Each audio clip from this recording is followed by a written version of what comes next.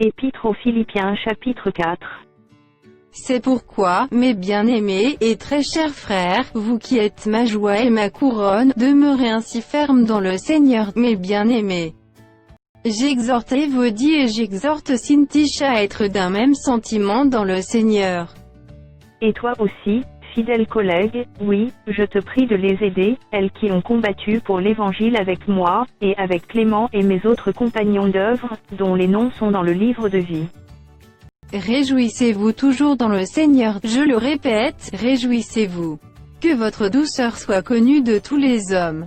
Le Seigneur est proche.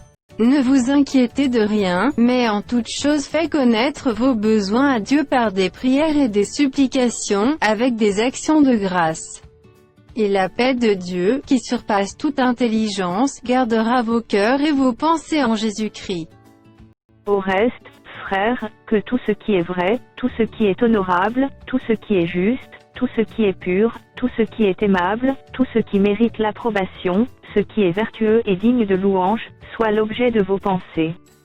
Ce que vous avez appris, reçu et entendu de moi, et ce que vous avez vu en moi, pratiquez-le. Et le Dieu de paix sera avec vous. J'ai éprouvé une grande joie dans le Seigneur de ce que vous avez pu enfin renouveler l'expression de vos sentiments pour moi, vous y pensiez bien, mais l'occasion vous manquait. Ce n'est pas en vue de mes besoins que je dis cela, car j'ai appris à être content de l'état où je me trouve. Je sais vivre dans l'humiliation, et je sais vivre dans l'abondance.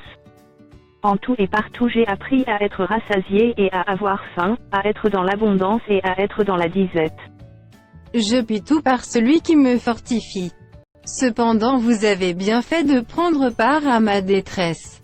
Vous le savez vous-même, Philippiens, au commencement de la prédication de l'Évangile, lorsque je partis de la Macédoine, aucune église n'entra en compte avec moi pour ce qu'elle donnait et recevait, vous fûtes les seuls à le faire. Car vous m'envoyez déjà à Thessalonique, et à 2 reprises, de quoi pourvoir à mes besoins. Ce n'est pas que je recherche les dons, mais je recherche le fruit qui abonde pour votre compte. J'ai tout reçu, et je suis dans l'abondance, j'ai été comblé de bien, en recevant par Épaphrodite ce qui vient de vous comme un parfum de bonne odeur, un sacrifice que Dieu accepte, et qui lui est agréable. Et mon Dieu pourvoira à tous vos besoins selon sa richesse, avec gloire, en Jésus-Christ. À notre Dieu et Père soit la gloire au siècle des siècles. Amen. Saluez tous les saints en Jésus-Christ. Les frères qui sont avec moi vous saluent. Tous les saints vous saluent, et principalement ceux de la maison de César. Que la grâce du Seigneur Jésus-Christ soit avec votre esprit.